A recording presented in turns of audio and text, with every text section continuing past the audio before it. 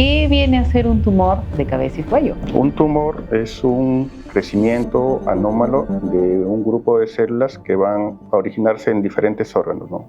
Cuando hablamos de lunares, básicamente lo relacionamos con el melanoma. Hay ciertas características que nos pueden hacer sospechar de que ese lunar no es habitual. Doctor, ¿y todos los tumores en cabeza y cuello son cánceres?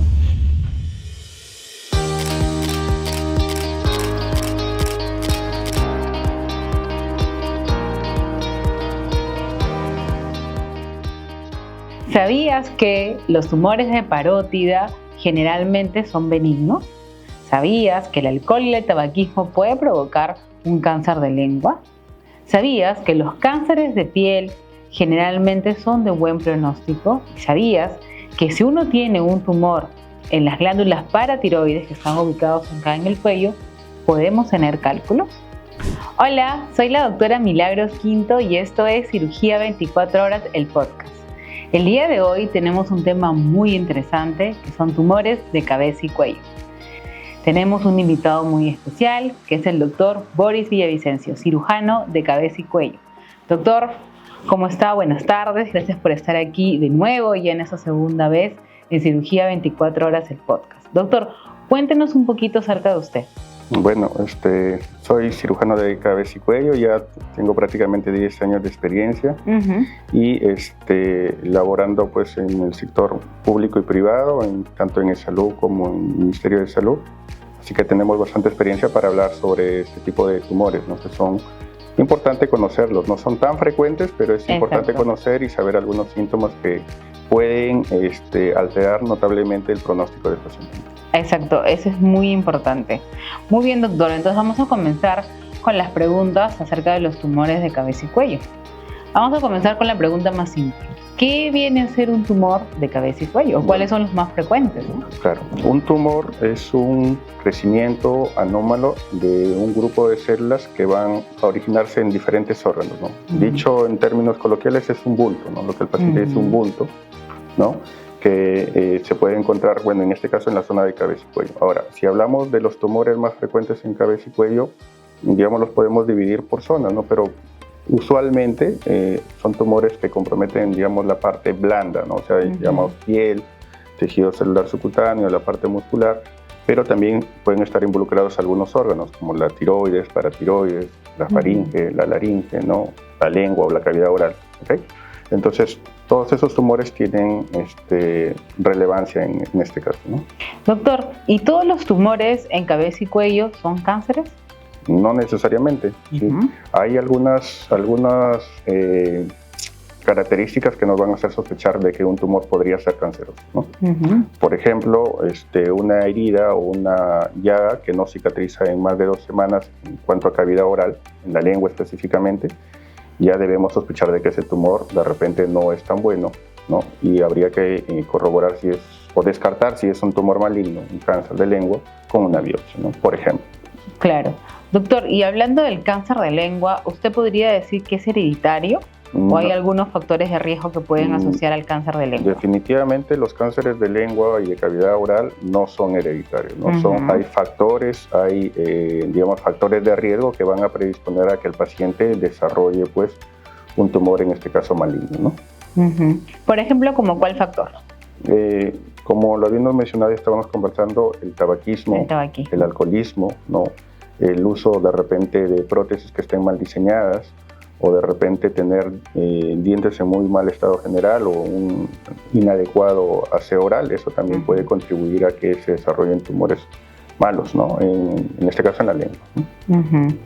Doctor, y dentro de todo lo que es cabeza y cuello, que es el área que usted ve, ¿cuál cree usted que es el tumor más frecuente? Los tumores más frecuentes usualmente son los tumores que tienen que ver con la piel, ¿no? Los tumores benignos, y también cuando hablamos de cáncer, también el cáncer más frecuente es el cáncer de piel. El cáncer de piel. Sí. ¿En cuál tiene un buen pronóstico? El más frecuente tiene buen pronóstico. El cáncer de piel, digamos, para conocimiento, lo vamos a dividir en cáncer de piel melanoma, ¿no? Y el no melanoma. El melanoma es el más agresivo de todos los cánceres, ¿no? Es muy, muy agresivo ese cáncer. Y luego tenemos el no melanoma, que lo dividimos, digamos, en dos grupos, ¿no? Que es el vasocelular y el epidermoide. El vasocelular es el más frecuente, es localmente invasivo, pero tiene la característica de que las metástasis son muy raras, menos del 0.1% de los pacientes que desarrollan este tipo de cáncer no dan metástasis, por lo tanto lo hace que sea de buen pronóstico. Por eso yo creo que el público debe tener en cuenta acerca de lo que dijo el doctor, que si uno tiene un lunar sospechoso, ¿no? O tiene alguna herida, como mencionó él, que no sana en facilidad, es importante que ustedes vean al especialista en el área. En el área de cabeza y cuello vendría a ser el doctor Boris Villavicencio, que es cirujano de cabeza y cuello, para poder descartar, ¿no? Que no es un simple lunar, tal vez es un melanoma, no es una simple herida que no sana, sino es un cáncer de piel de repente que está empezando, ¿no? Y dando un tratamiento adecuado, una cirugía adecuada, se resolvió el problema. Así es, correcto. Muchas veces nosotros de primera mano no recibimos al paciente. Muchas veces nosotros recibimos paciente que ya viene muchas veces con un diagnóstico presuntivo por parte de repente de algún dermatólogo, ¿no? El dermatólogo usualmente recibe al paciente, lo ve, lo examina y tiene una probabilidad de que ese lunar o esa lesión que tiene en la piel, que puede ser un nódulo, una herida, o con ciertas características que lo van a hacer sospechar, prácticamente ya lo derivan a nosotros para de repente realizar la biopsia, o si ya es una lesión, digamos así, que a todas luces es un cáncer, ya se hace la resección quirúrgica, ¿no es cierto? Claro, y un colgajo, ¿no? Para a veces poder tapar los defectos, porque es importante, ¿no? Es muy importante, o sea, no solamente se trata de extirpar la lesión, porque si yo extirpo la lesión va a quedar, digamos así, un hueco, ¿no es cierto? Y ese hueco tiene que estar cubierto, no podemos dejar así la herida, ¿no? El defecto. Entonces, para hacer eso hay diferentes formas, colgajos, que es lo que más utilizamos en cabeza y cuello, para cubrir ese defecto, ¿sí? Claro, cubrir el defecto y no quede también una deformidad en la cara, ¿no? Así es, sí. Es que la cirugía no solamente depende de extirpar el tumor con un margen adecuado, ¿no? Para garantizar de que se haya extirpado todo el tumor. O sea, lo que coloquialmente la gente llama con raíz, ¿no? Una vez que se extirpa, hay que, digamos, tapar ese defecto, ¿no? O sea, hay que hacer un colgajo, la gran mayoría de veces es un colgajo, y hay diferentes formas para hacerlo, ¿no? Pero ese colgajo se busca que sea lo más estético posible, ¿no? Y funcional. Y funcional, exacto. Doctor, y acerca del BPH, ¿usted ha podido ver más BPH en la zona oral y que también provoquen cáncer? Bueno, el VPH es un virus que tiene varios serotipos, ¿no? Y los serotipos que están involucrados específicamente con el cáncer de cabeza y cuello, básicamente son el 16 y el 18. Y esos serotipos usualmente provocan cánceres en lo que es la parte de la orofaringe, ¿no? Cáncer en la amígdala o en las zonas alrededores, ¿no? Entonces, ¿qué es lo que se ha visto? Pues que últimamente pues, hay cambios en la actividad sexual y esos factores han condicionado que este cáncer esté, digamos así, sea más frecuente últimamente en los pacientes jóvenes. A lo que sucedía de repente hace 30 o 40 años, cuando estos cánceres usualmente se veían en pacientes varones de más de 60 años, ¿no? O sea, ha habido un cambio. Ha habido un cambio. Y lógicamente también ese cambio repercute en el pronóstico de los pacientes, ¿no? ¿Y cuál viene a ser la sobrevida de ellos? Bueno, la sobrevida en este caso va a estar, digamos, relacionada también con el estadiaje, ¿no? A mayor estadiaje, lógicamente, la sobrevida pues, va a disminuir. Doctor, ¿y acerca de los tumores de paratiroides? Bueno, los tumores de paratiroides, para ubicar un poquito a la población, digamos, la tiroides está en esta zona, ¿sí? Claro. Y la paratiroides está por detrás de la tiroides. Usualmente son 4 glándulas, ¿sí? Esas glándulas se encargan de producir una hormona que se llama PTH, paratormona.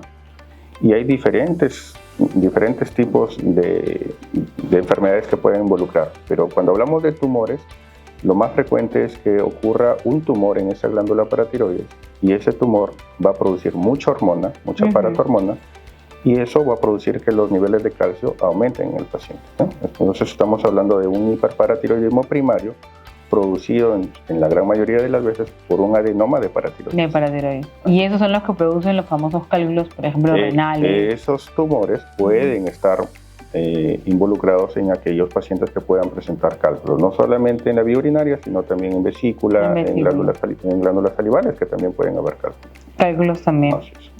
O en fracturas patológicas. O también fracturas patológicas. Claro, lógicamente, ¿no? Porque el calcio busca salir de la zona de depósito, en este caso de los huesos, ¿no? Exacto. Doctor, ¿y el tratamiento médico de ellos siempre es quirúrgico? Siempre se busca bajar los niveles de calcio con medicamentos, pero la gran mayoría de veces no es suficiente, ¿no? Entonces va a depender de qué tipo de hiperparatiroidismo estamos hablando para ver el tipo de tratamiento quirúrgico, ¿sí? Hay hiperparatiroidismo primario y secundario. Primario, la gran mayoría de veces es por un único tumor que ocurre en una glándula paratiroide, recuerda que son 4. O sea, se hace algunos estudios, ¿sí?, de imagen para ubicar cuál de las 4 glándulas está afectada y se extirpa esa glándula. La glándula afectada. La glándula afectada. Con eso prácticamente garantizamos una cura bioquímica de la enfermedad, ¿sí? ¿Y qué estudios utilizan para poder ver eso, para poder exactamente verificar? Hay un estudio que se llama gammagrafía con cistamina, ¿no? Esa gammagrafía solamente me va a dar ubicación, ¿no?, de cuál de las 4 glándulas está afectada. Una vez que lo ubicamos, la cirugía ya prácticamente es dirigida hacia esa glándula afectada y se retira eso. Entonces, ¿y cuál vendría a ser en el caso que, por ejemplo, tengamos que retirar las 4 glándulas? ¿Qué déficit de hormona habría? ¿Qué cosa tendríamos que suplir? Muchas veces, en este caso, cuando hay problema en las 4 glándulas, es una hiperplasia o una hipertrofia de las glándulas paratiroides. En este caso, lo más frecuente es que sea un hiperparatiroidismo secundario. ¿Qué quiere decir eso? Que el problema ya no se encuentra en la glándula, sino digamos así, en otro órgano, ¿sí? Lo más frecuente del hiperparatiroidismo secundario es a causa de una insuficiencia renal, ¿sí? El paciente que tiene insuficiencia renal, digamos así, secundariamente hace una hipertrofia de estas glándulas y pues las 4 glándulas se encuentran afectadas, ¿no? El tratamiento en este caso es quirúrgico porque la PTH, he tenido pacientes que la PTH ha volado a más de 5.000, cuando lo normal más o menos es de 10 a 65. Imagínate, 5.000. Muy alto. Es demasiado alto. ¿Y qué síntomas le da? Lo que más presenta el paciente es que tiene bastante dolor osteomuscular. ¿Sí? Entonces esos pacientes tienen, pacientes que a veces los ves que están en silla de ruedas, en camillas, y luego de la cirugía pues ese paciente pasan un mes o a veces horas nomás de la cirugía y el paciente ya no tiene dolor y de repente en los próximos días está caminando. No, es una cirugía realmente que ayuda bastante al paciente. En esos casos se puede extirpar en algunos pacientes las 4 glándulas paratiroides o usualmente extirpamos las 4, hacemos un autotrasplante de una zona que esté más o menos, digamos, adecuada, o en algunos pacientes sacamos 3 glándulas y media, ¿sí? De tal forma que el paciente queda con un poquito, digamos así, de tejido paratiroideo para que produzca la hormona, la PTH. Claro. Doctor, ¿y cuáles vendrían a ser las complicaciones que podrían ocurrir de esa cirugía? Usualmente es una cirugía que no tiene muchas complicaciones, ¿no? En este caso, pero dependiendo del paciente, hay una patología que se llama síndrome de hueso hambriento, ¿no? Ese síndrome se caracteriza porque en el postoperatorio, sobre todo en estos pacientes que tienen PTH muy alta, como hay una caída brusca de la PTH, también va a buscar, digamos así, que el hueso captar todo el calcio que está digamos así, en la sangre, en el torrente sanguíneo.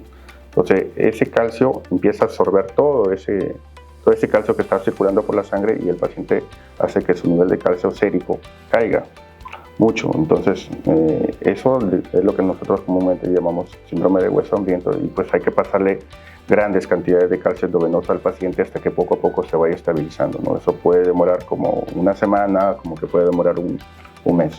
Eso puede incluso llevar a la muerte a esos pacientes. Claro, si no tiene un adecuado postoperatorio. Si no tiene un adecuado manejo postoperatorio, puede producir alteraciones cardíacas y puede producir pues, una muerte. ¿Y cuál viene a ser su pronóstico?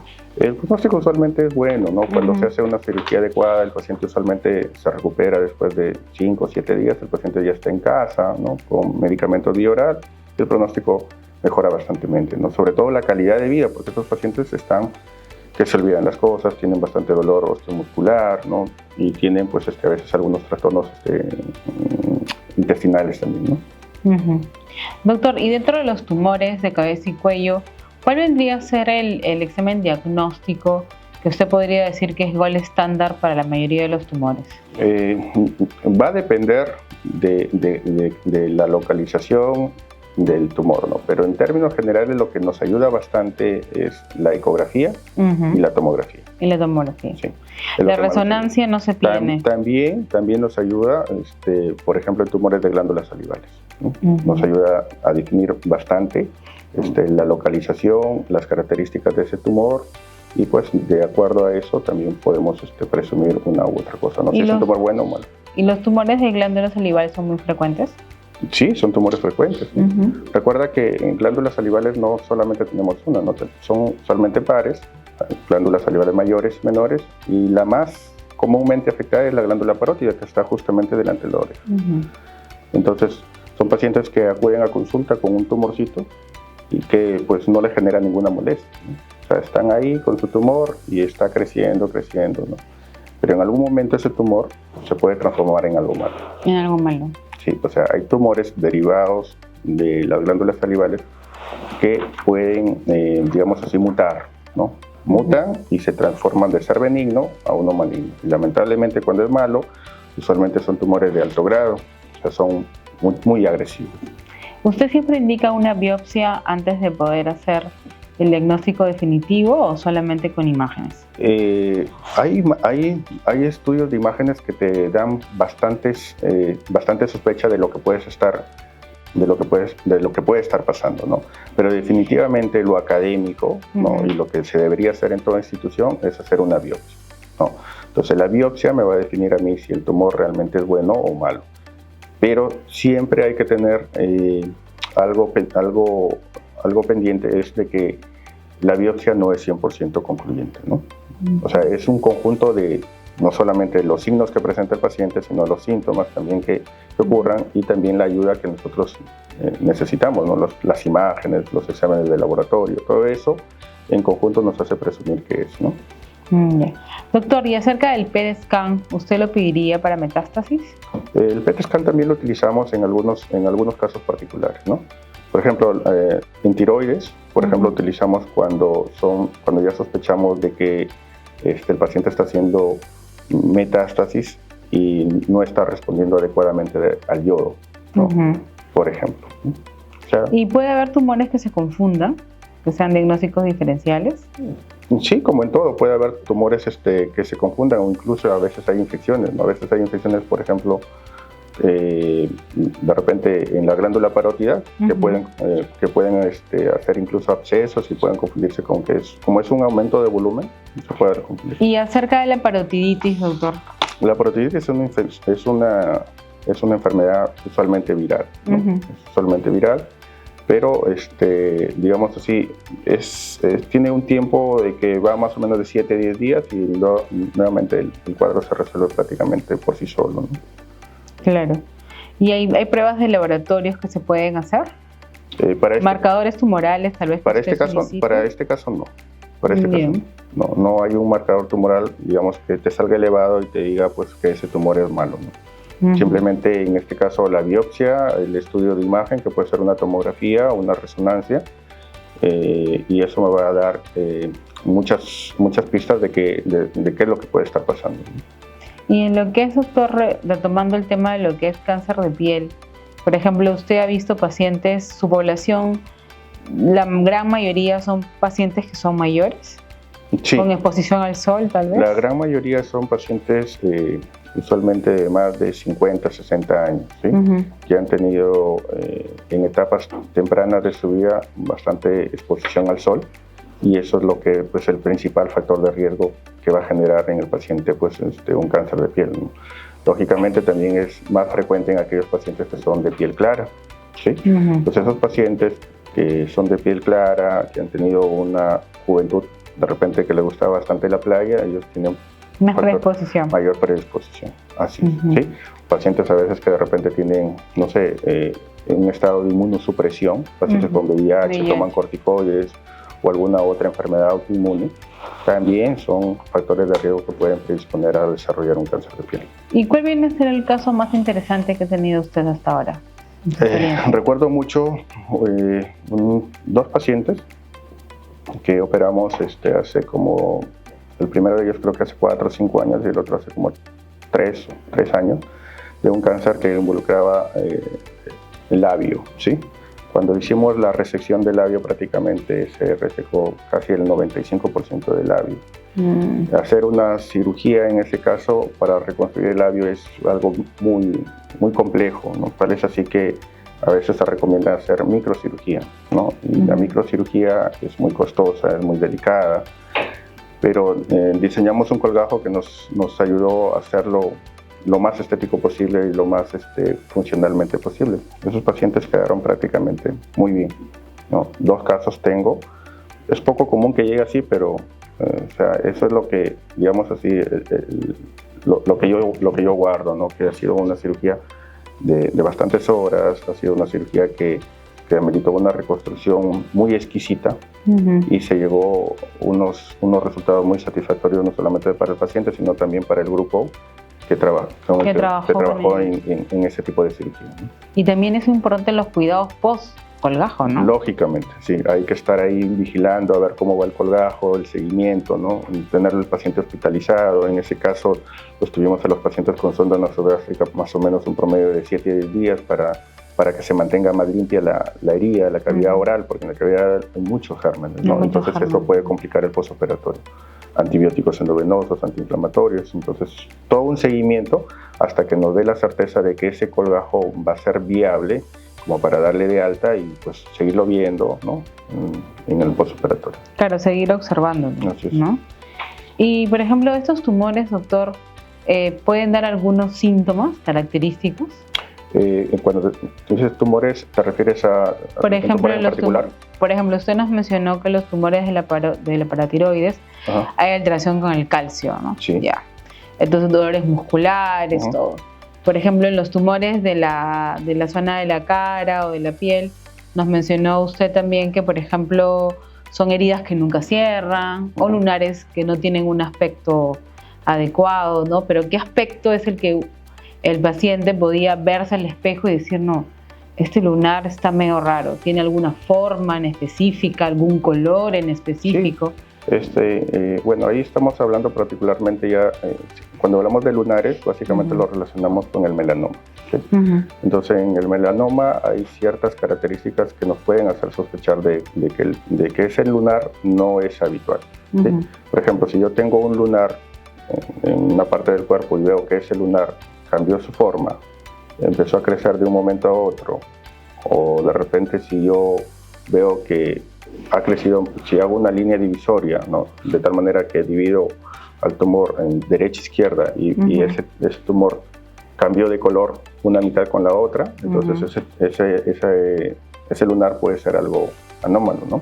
Entonces, tal es así que, digamos, hay unas siglas del ABCDE, ¿no? Entonces, cada letra corresponde a un signo que nos va a hacer sospechar de que ese tumor puede ser un melanoma, ¿no? ¿Sí? Por ejemplo, la A significa asimetría. O sea, si yo que no es igual. Que no es igual, ¿no? Asimetría significa que ese tumor, si yo lo divido por la mitad, no va a ser igual en el lado derecho con el izquierdo. No. Luego la B es los bordes, ¿no? Los bordes, si es un lunar redondito, ese es un borde simétrico, pero si ya es especulado, cambia esa forma, entonces es otro signo. El C tiene que ver con el color, ¿sí? Si el lunar tiene múltiples colores, no es un color uniforme, es otro signo. El diámetro también, la D, ¿no? Tiene que haber un tumor ya que mide más de 2 centímetros, usualmente puede ser algo sospechoso, ¿no? Entonces, y la E, finalmente la evolución, cómo ha ido evolucionando ese lunarcito, ¿no? Si no tiene ningún cambio, tranquilos, pero si ha cambiado con alguno de estos signos, ya nos puede hacer sospechar de que ese lunar no es tan sano. Y acerca, doctor, de los melanomas, que son los tumores más temidos, ¿no? O con peor pronóstico en la piel, ¿qué tipo de tratamiento se le debe hacer? Los melanomas, mientras no haya una demostración en imagen que ese melanoma haya dado metástasis a un órgano distante, el tratamiento principal sigue siendo quirúrgico, ¿no? Quirúrgico. Entonces, en ese caso, los melanomas pueden ser pequeños, pero a pesar de ser pequeños, milimétricos, pueden haber dado metástasis, ¿no? Entonces, ahí se trata de hacer a veces una cirugía amplia con el objetivo de sacar prácticamente toda la lesión, y puede ir acompañada de alguna exéresis o una linfadenectomía, ¿no? O sea, generalmente la zona más frecuente donde van a dar la metástasis es en cuello. Claro, cuando hablamos de un melanoma que esté en esta zona, ¿no? Porque también hay melanomas que pueden ocurrir en la planta del pie. En el pie, es otra cosa. O en los genitales, ¿no? Entonces es otra cosa ahí diferente, ¿no? Doctor, y la última pregunta. ¿Usted recomienda la vacuna de VPH? Claro que sí, sí. La vacuna de VPH debería ya la población tenerlo en cuenta de que los hijos, o sea varones o mujeres, deberían tener esa vacuna, porque ya estaríamos evitando, ¿no?, que tengan más adelante estos niños o estos adolescentes ya en su etapa adulta un cáncer de orofaringe, ¿no? Que ahora se ha visto mucho más frecuente. Que ahora es mucho más frecuente. Si revisamos estadística, es mucho más frecuente ahora en personas jóvenes. Puedes tener 30 años y tener un cáncer orofaringe, ¿no? Entonces, cuando antes eso no se veía. Se veía en personas ancianas. Usualmente más de 60 años y varones, ¿no? Y varones. Esto es ¿verdad o mito? Estamos ahora en el bloque de mito y verdad. A ver, con el doctor Boris Villavicencio. Doctor, comenzamos con las preguntas. La primera pregunta. ¿Todos los tumores de cabeza y cuello son cancerosos? ¿Mito o verdad? Ese es un mito. Ese es un mito. Como hemos estado conversando, la gran mayoría de veces se trata de tumores que son de tipo benigno, ¿no? Pero sí hay algunas características de algunos tumores que nos pueden hacer sospechar y para lo cual requerimos una biopsia para descartar, ¿no? Doctor, ¿los tumores de cabeza y cuello solo afectan la piel? No, los tumores... Es un mito. Claro, ese es un mito. Los tumores de cabeza y cuello, cuando hablamos de tumores de cabeza y cuello, hablamos de varias zonas. Es decir, hay tumores que involucran la piel, las glándulas salivales, la cavidad oral, la laringe, la faringe, la tiroides. O sea, es un grupo de enfermedades, ¿no? Doctor, ¿los tumores benignos de cabeza y cuello también pueden afectar funciones importantes y requerir tratamiento quirúrgico? Eso es verdad. Eso es una verdad. Eso es una verdad. Hay tumores, por ejemplo, que pueden producir alteraciones en la voz, ¿no? Los tumores de la tiroides. Puede ser también un tumor en la laringe, ¿no?, que involucre las cuerdas vocales y lógicamente va a comprometer la voz. Y tumores que pueden comprometer la vía, lo que es la deglución. La deglución. Si es un cáncer de tiroides que está comprometiendo el esófago, lógicamente va a haber un compromiso. Si es un tumor que está en la hipofaringe, compromete también la deglución, o si es un tumor también que está involucrando la orofaringe, ¿sí? Entonces, es verdad. Doctor, ¿los tumores de cabeza y cuello son más frecuentes en hombres mayores de 50 años? Yo diría que es un mito. Eso es un mito. ¿Sí? Entonces, hay tumores que, si bien es cierto, están involucrados más los varones, ¿no?, pero no deja de que las mujeres también presenten tumores. Y ahora hay como un cambio, ¿no? Que ya no son tanto los mayores, sí. Lo que pasa es sino que están un poco más jóvenes. Lo que pasa, por ejemplo, cuando hablamos de cáncer, lo que pasa es que si retrocedemos unos años atrás, hace 30, 40 años, por ejemplo, tú veías mucho fumar a los hombres, tomar a los hombres, pero eso ha cambiado. Claro, ahora todos son iguales. Ahora todos son iguales y por lo tanto también eso cambia. Claro, ahora vemos más mujeres fumando. Más mujeres fumando y eso lógicamente repercute sobre ciertos tipos de tumores. Doctor, ¿la incidencia de estos tumores ha cambiado en los últimos años? Así es. Es una verdad. Eso es una verdad.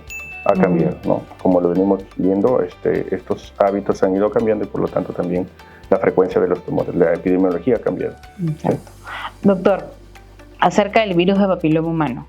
¿El VPH es un factor de riesgo importante, especialmente en tumores de orofaringe? Eso es verdad. Es una verdad. Eso es una verdad. También ha cambiado bastante y es un factor de riesgo actualmente en un paciente que presenta un tumor tipo canceroso de orofaringe. Hay que sospechar de que el virus del VPH es el factor de riesgo más importante, ¿no? En pacientes jóvenes, sobre todo. El tabaquismo y el alcohol también es un factor predisponente, ¿verdad? También, eso es verdad. Es una verdad. También ya lo hemos conversado que el tabaco y el alcohol son factores de riesgo que entre ellos se potencian, ¿sí? Doctor, ¿un bulto en el cuello siempre indica cáncer? Eso es un mito, ¿sí? Como hemos dicho, por ejemplo, si hablamos de tumores de glándulas salivales, la gran mayoría de veces, hasta un 80-85% de los tumores localizados en la glándula parótida son tumores benignos. Si tenemos un nódulo en la tiroides, estamos hablando que el 5% de ese nódulo solamente es cáncer. O sea, la gran mayoría son benignos. Son benignos. Doctor, ¿la ronquera persistente puede ser un síntoma de un tumor temprano en la laringe? Sí. Eso es una verdad, ¿no? Hay nódulos, ¿no? En su gran mayoría pueden ser benignos, que comprometen las cuerdas bucales y eso está generando una alteración en la vibración, ¿no? de esta cuerda bucal y por lo tanto el paciente presenta una disfonía o una ronquera. Doctor, los análisis de sangre, los marcadores tumorales, ¿pueden diagnosticar un cáncer de cabeza y cuello? No. Es una falsedad. Es un mito. Sí. No hay un marcador tumoral que me indique que un tumor es un cáncer.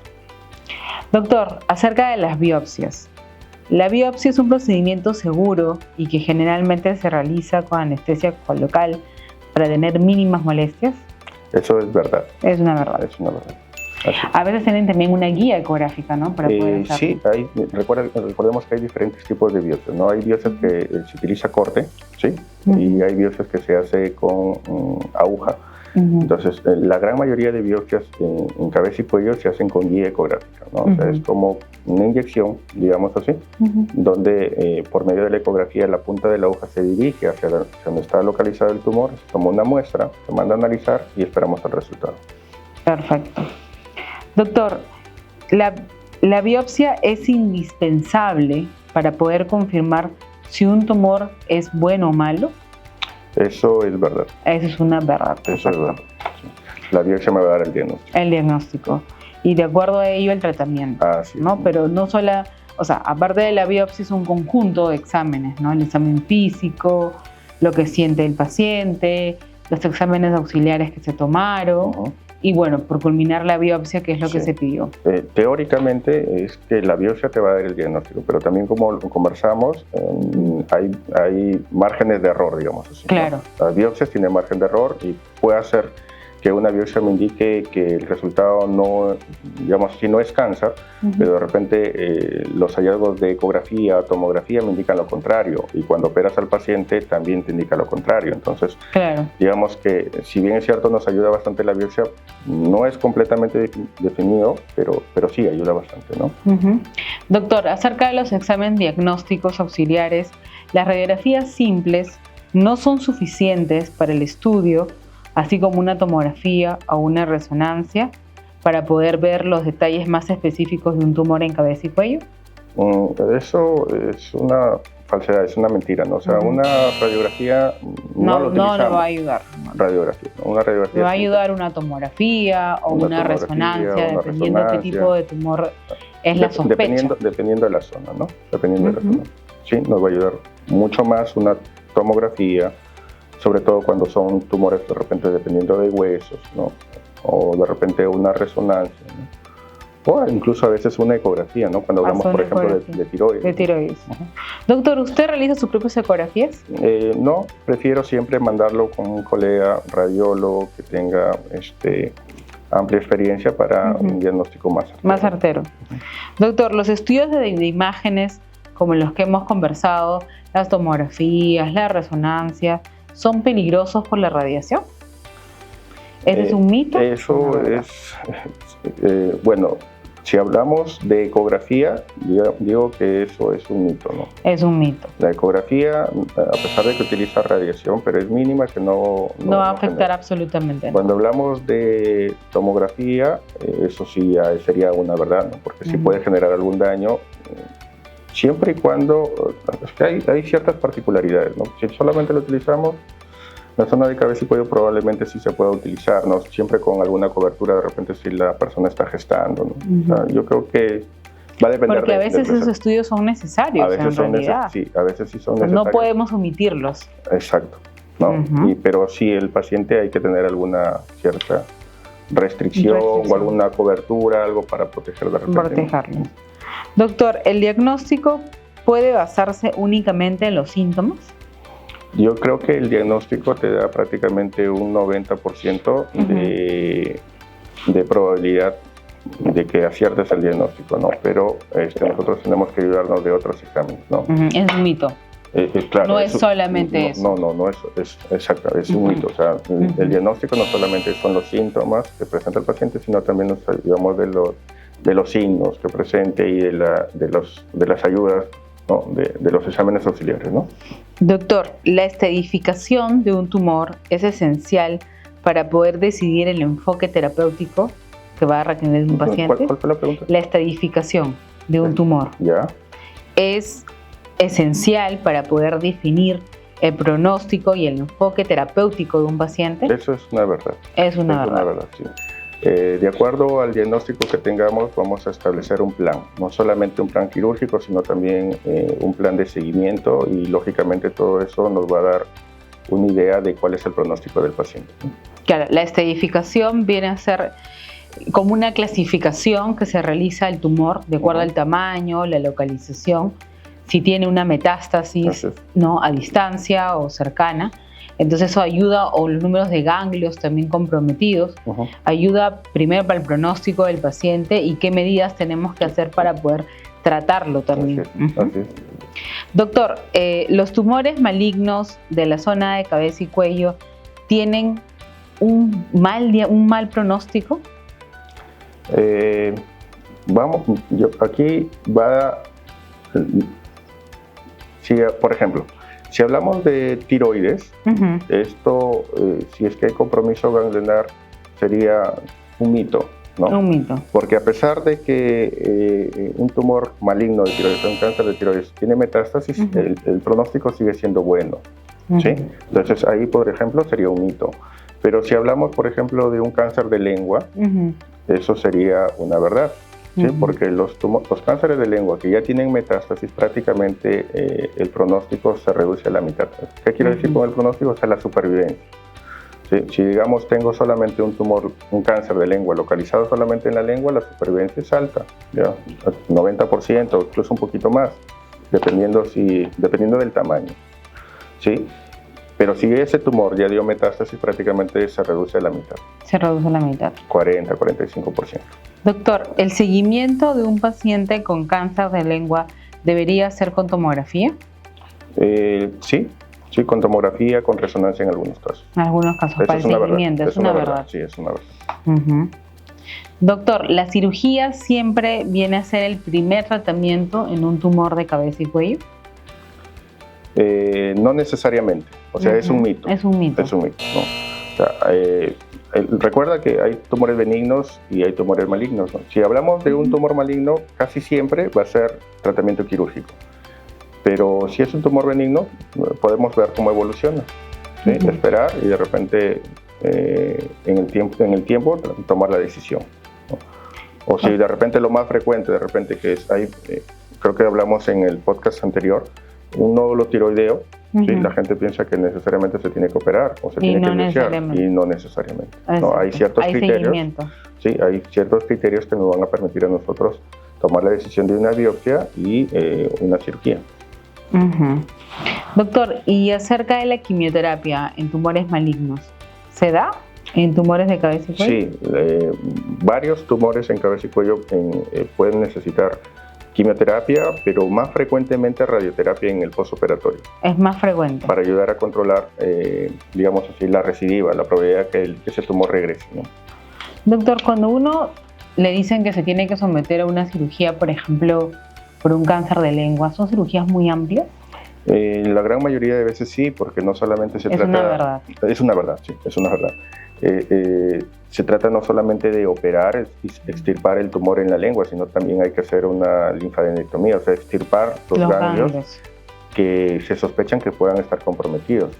Pero si ya hay evidencia por citología, o sea, por biopsia de un ganglio comprometido o por tomografía, entonces ya me obliga a mí a hacer una disección, digamos, un poquito más radical, ¿no? Quizás. O sea, abarcando más, es una cirugía, digamos, así más amplia. Más amplia. Y pues también viene la parte reconstructiva, ¿no? Sacar un pedazo de la lengua, de repente hay formas de reconstruirla, cuando a veces de repente no se puede, ¿no? Doctor, y acerca de la rehabilitación, ¿usted cree que es crucial para la recuperación del paciente? La rehabilitación, por ejemplo, oral, el habla, claro, por ejemplo, los pacientes que tienen afonía. Eso es una verdad. Muchos de estos pacientes van a necesitar ayuda de un médico de terapia física y rehabilitación para, digamos, acercarse a lo más normal previo a la cirugía. Doctor, ¿las complicaciones son siempre graves en unas cirugías de cabeza y cuello?